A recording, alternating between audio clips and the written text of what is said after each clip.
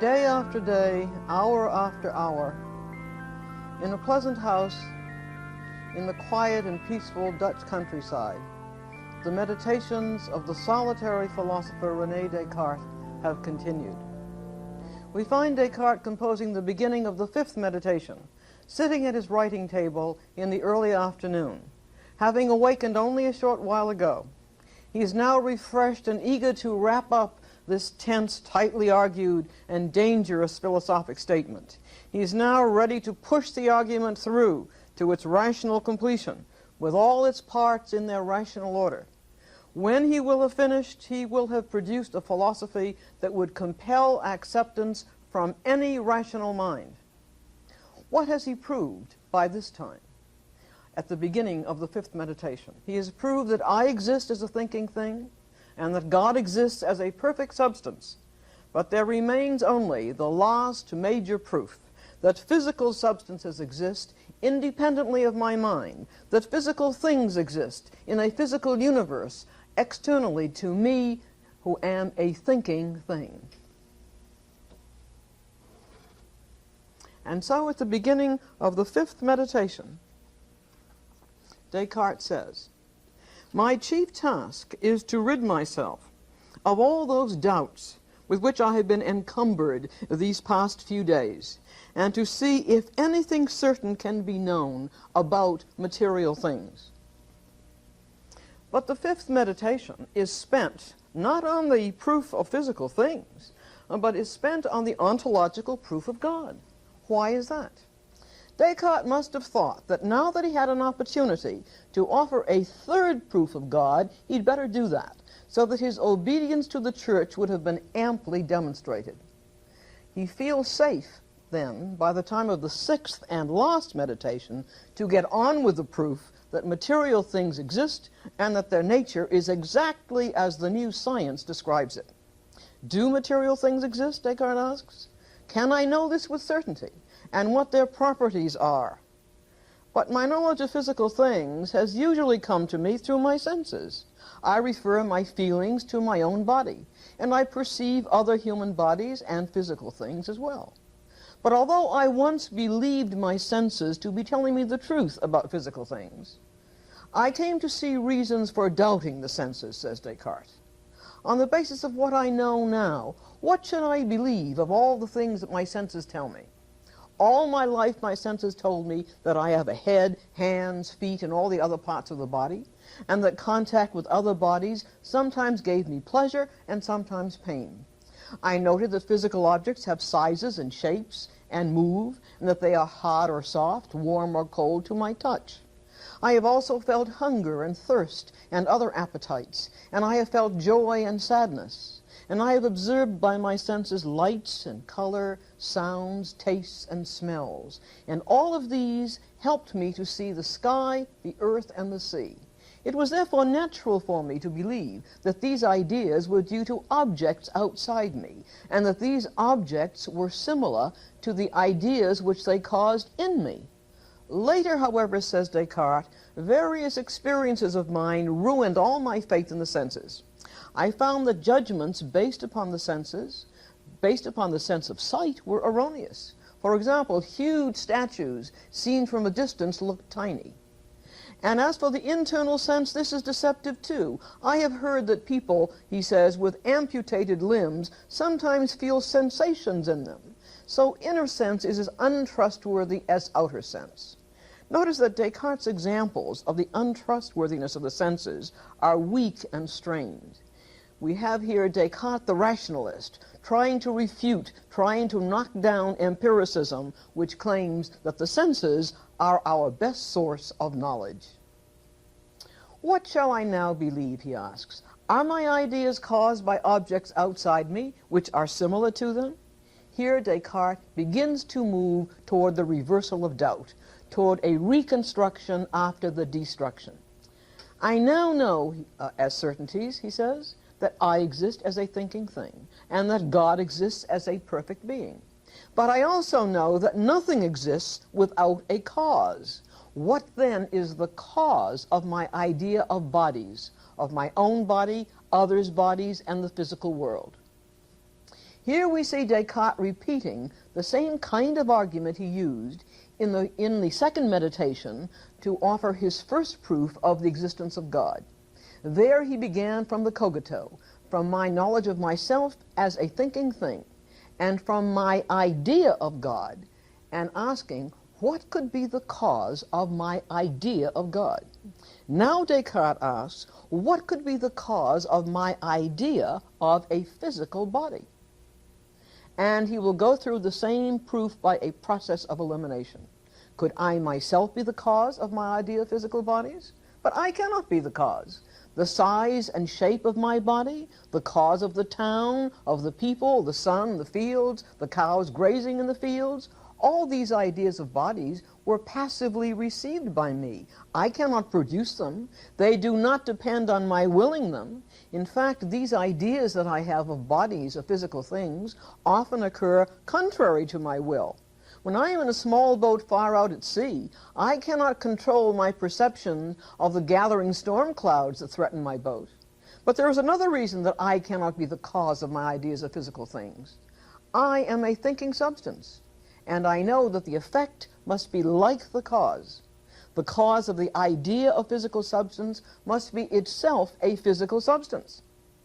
And so, by the familiar process of elimination, he now asks whether God could be the cause of my idea of physical substance. But then he would be deceiving me in allowing me to have a strong inclination to believe that the cause of these ideas is in physical things. Therefore, we must conclude that physical things, material bodies, exist as the causes of our idea of them. And so the last of the three components of reality, myself, God, and nature, has been proved to exist. But this does not mean, says Descartes hastily, that material bodies exist exactly as our senses show them to be. It is, he says, only my clear and distinct idea of physical things that can tell me what their true nature is. But what is a physical substance? Do I have a clear and distinct idea of corporeal body, of matter, of physical substance? This is the right moment, as he perfectly well knew, in which to pick up from the second meditation his analysis of the piece of wax.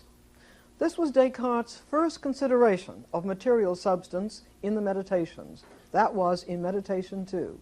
He brings it in immediately after his successful proof of the cogito, of my own existence as a thinking substance. He says, I am a thinking thing, truly existent. What sort of thing is that, he asks. I have already given the answer to that. A thinking thing. I am not that assemblage of limbs which is called the human body. But he said, let me indulge my mind, which cannot help thinking that it knows bodies perceived by the senses better than it knows my existence as a thinking thing which is known to me by reason. Let me indulge my mind in its thinking about body, so that later, at the right moment, the reins may be drawn in and the mind submit to control. The time for tightening the reins on our thinking that we know body by the senses is now. Now, in the sixth meditation. Let us speak, he says, not of bodies in general, because such talk is confusing. Let us talk about a particular body. Let us take this piece of wax. Not too long ago, it was in the beehive. It has not yet lost the sweetness of the honey. It still has something of the scent of the flowers from which the bees made it. Its color, shape, and size are observable to sight. It is hard and cold to the touch. If you strike it, it will give off an audible sound. In these few lines, Descartes has accounted for all of the senses as they respond to the wax.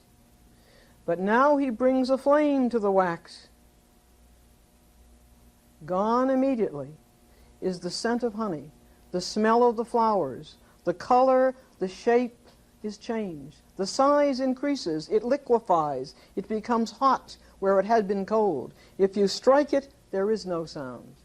Is it the same piece of wax? Everyone would say yes. But all its properties perceived by the senses are now changed. What property remains, in virtue of which one may say truly it is the same piece of wax? The real properties of anything, Descartes argues, are those that remain constant throughout change. The property that remains in the wax is something that is extended and changeable, being extended in space and capable of change. These are the only true characteristics of the wax or of any material body at all. And these properties are known by reason, by the intellect, by my rational reflection about physical things, and not by the senses. Here we see Descartes, the rationalist, arguing that reason is the only method for reaching true and certain knowledge of myself, of God, of physical nature. And so Descartes has concluded that nothing belongs to physical things but extension in space, length, breadth, and depth, in various sizes and shapes, and in motion. Physical objects, then, have only the properties or qualities of spatial extension, the qualities of size, shape, and the capacity of motion, and these are the only qualities or properties which physical things truly have, the only objective qualities which physical nature has. What then does Descartes have to say about other qualities, those that did not remain when the wax melted, the qualities of color, touch, taste, smell, and sound? Do these qualities not belong to physical things? Are the color and the sweet smell of the wax objective qualities or not? Do they exist as the qualities of physical substances or not? What is Descartes prepared to say about the colors and sounds and smells and tastes of the piece of wax, or about the colors, sounds, tastes of the physical world? Descartes is prepared to say only what the physicist Galileo had said, that the only objective real qualities of physical objects are the qualities of being extended in space with some size and shape and being capable of motion. These are the qualities which reason knows by a clear and distinct idea to constitute the true nature of physical things. Moreover, these are the qualities which a physical object must have in order to be a physical object. The piece of wax could lose its softness, lose its smell of honey, its sweetness of taste, and still be a physical thing. Why? Because it still has spatial extension. It still has length, breadth, and depth. In other words, physical things need not have colors or tastes or odors in order to exist. But in order to be physical things at all, they must have size and shape. What then is the case against colors, tastes, sounds as objective, real qualities that belong to physical substances? One, in the first place, colors, tastes, and smells are not necessary qualities of physical things like the piece of wax. Whereas having spatial extension, having some size and shape, is necessary for the piece of wax to exist at all as a physical thing. Colors, tastes, smells are not qualities which a physical thing must have.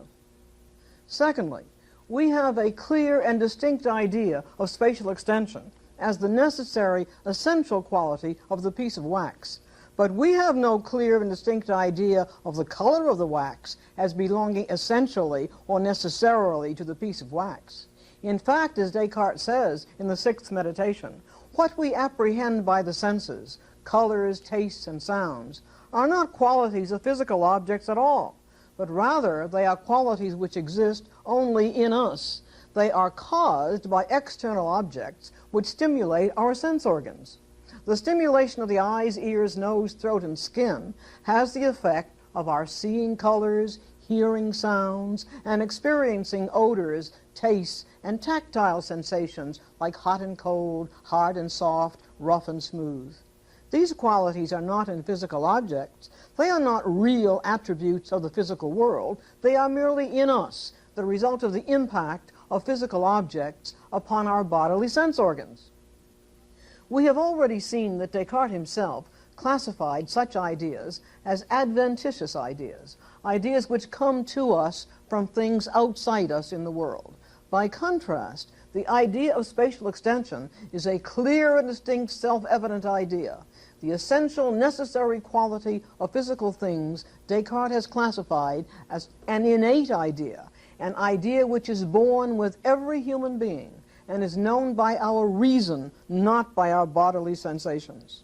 The qualities of color, sound, taste, which Descartes calls adventitious and says are in us and not in the physical object, These were named secondary qualities by the empiricists of Great Britain before the 17th century ended, and this is what they have been called ever since.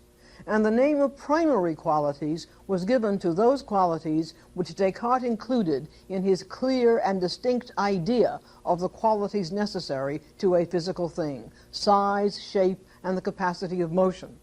But to Descartes, primary qualities of physical things were known by a clear and distinct rational idea. To the empiricists, both primary and secondary qualities are known solely by the senses. But the very same theory of physical substance which led Descartes into difficulties later with the Church was of great advantage to the new science. By denying secondary qualities and insisting that the only qualities of physical objects are the spatial qualities of size and shape and the capacity of motion, Descartes had limited the properties of matter to those which the scientist could measure, quantify, and deal with by mathematics. By claiming that matter is nothing but spatial extension, knowable by the absolutely true laws of geometry and mechanics, Descartes had laid the foundations for contemporary mathematical physics. But if physical things are only sizes and shapes in space, analyzed by geometry, which is the science of space, then physical things are only static geometric figures. How can Descartes account for the motion of physical things? What is the source of motion? The clear and distinct idea of spatial extension does not include the idea of motion. Whence motion? From God himself, says Descartes. God causes motion to exist in the world. God is the first cause of motion in the physical universe, and God provided a fixed and constant amount of motion or energy. But after God created the world and set it in motion, according to the laws of geometry and mechanics, God does not interfere with the mechanical clockwork of the universe. God's non-involvement with the world in the philosophy of Descartes was very upsetting to the French mathematician and philosopher Pascal. Pascal was born a generation later than Descartes, and he was a devout and profoundly religious Catholic. Pascal writes, and these are his words, "I cannot forgive Descartes. He would have liked, in the whole of his philosophy, to be able to bypass God. But he could not help making him give a shove to set the world in motion. After that, Descartes has nothing further to do with God." Descartes' theory of the physical universe is called mechanism. Mechanism is the theory that all of nature can be explained by the mechanical motion of geometrical matter. In Descartes' mechanistic view of the world is infinite in extension, with bodies of all shapes and sizes continually moving and changing. All motion of bodies is due to mechanical impact, like the mechanical workings in a clock, like the impact of steel balls upon one another. The infinite universe is through and through mechanical, from the movement of the planets in their orbits around the sun, which is the vast celestial clockwork of the planets which Galileo had described, to all inorganic physical things. These too are mechanical clockworks. This is what the physical universe is for Descartes: bodies of various geometrical sizes and shapes, colorless, soundless, without smell, taste, or texture, in purposeless mechanical motion on impact, like the steel balls, or like the parts of a clock. And so for Descartes, all living things, all living organisms, are clockworks extended in space and moving on impact with other bodies.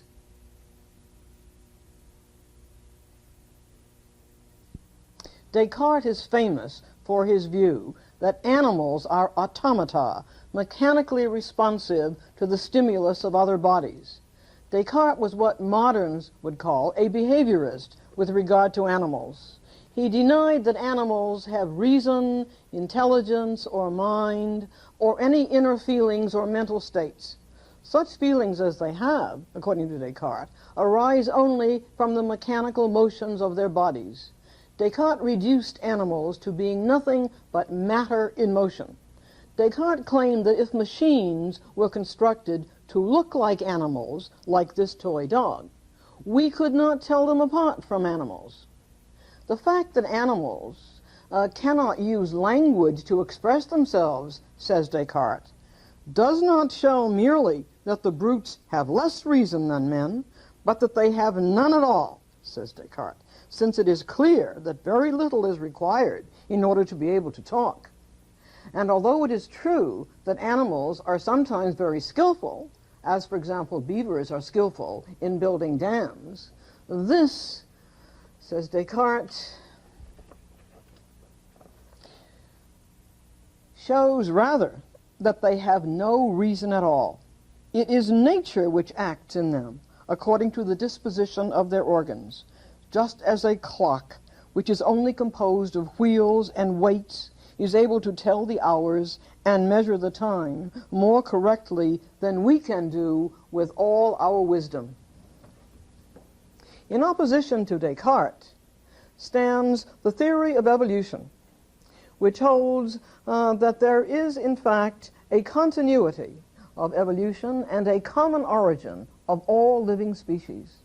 Whereas Descartes sees rationality, thinking, as completely separating humans from animals, the theory of evolution shows that there is no sharp division, there are no sharp separations, but a continuous gradation of capacities and functions from the lowest living organisms, for example the amoeba, to the organisms that are organic, and to the human species.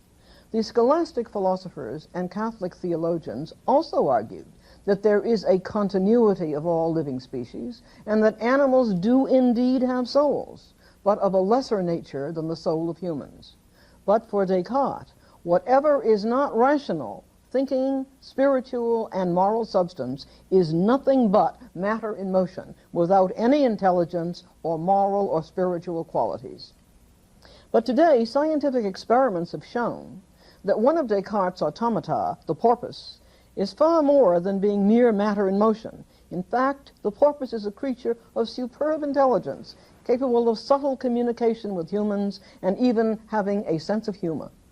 There is also a profound opposition today to Descartes from many people who love and honor animals for the very moral qualities which Descartes denies they have, for their moral qualities of innocence and lack of hypocrisy, while these same people condemn humans for their hypocrisy and lack of innocence. As for human beings, as thinking things, according to Descartes, we are not extended in space. We are rational, moral, and spiritual beings. But our bodies are extended in space, and they are a clockwork as mechanical as the bodies of animals. The beating of the heart, digestion, respiration, circulation of the blood, all these are mechanical. Descartes makes one exception, and that is for any human activity that depends upon our thinking, such as any deliberate act that we do. And Descartes prefigures our modern day of automation and thinking machines when he says of the mechanical aspect of man, "This will not seem strange to those who know how many different automata or moving machines can be made by the industry of man." Is Descartes looking into a future of mechanical men whom we will not be able to tell apart from human beings? As he says, we could not tell mechanical animals from real ones?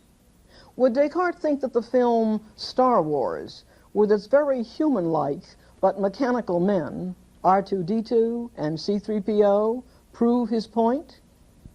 Is the final significance of Descartes' philosophy that it paves the way for a mechanistic world in which scientific technology will have turned all of us into automata? Descartes' view that the bodies of both animals and humans are only mechanical clockworks explained by the science of physics gained momentum.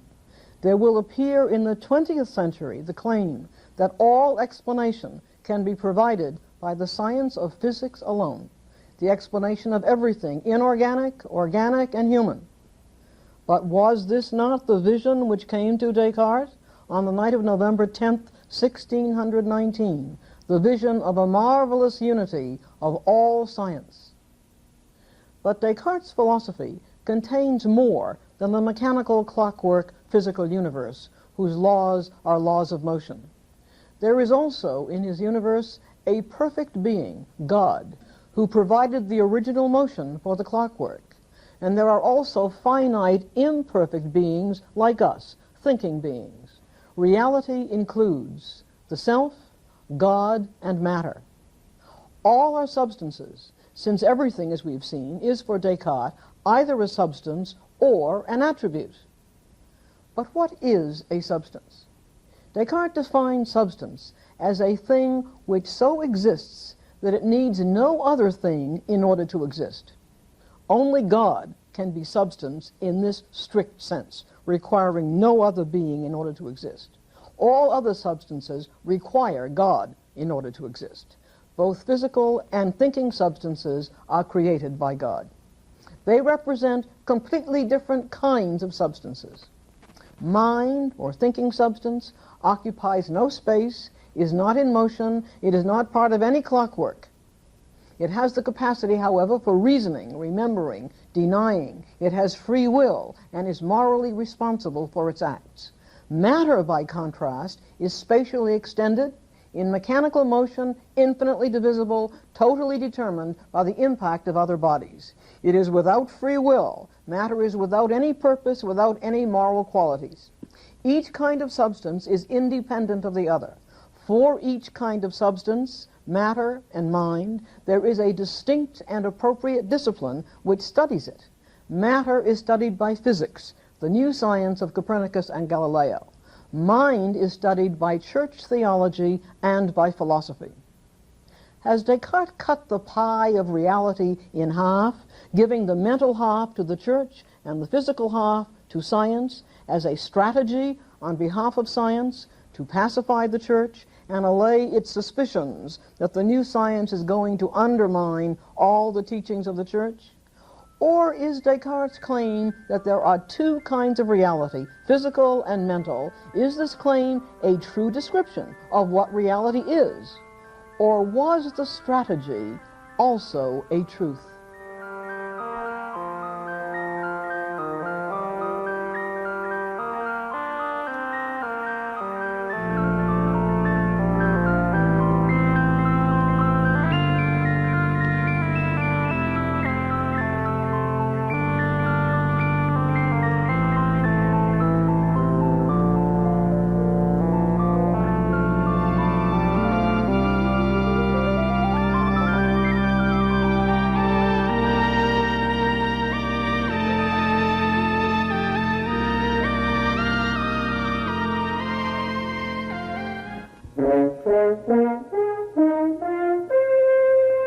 Pre-recorded in the studios of the Maryland Center for Public Broadcasting.